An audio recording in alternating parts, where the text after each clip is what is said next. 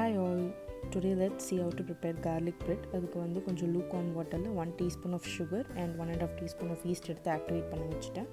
All purpose floor மைதா எடுத்து அதில் salt எவ்வளோ தேவையோ போட்டுட்டு ஆக்டிவேட் ஆன ஈஸ்ட் வச்சு நல்லா மாவை கசைஞ்சு ஒரு 1 to 2 hours நல்லா ஊற விட்டுட்டேன். அதுக்கப்புறம் நல்லா சாஃப்ட் அண்ட் ஃப்ளஃபியாக வந்த மாவை எடுத்து திருப்பி ஒரு 10 to 15 minutes நல்லா நீட் பண்ணிவிட்டு ஈவனாக ஸ்ப்ரெட் பண்ணணும்.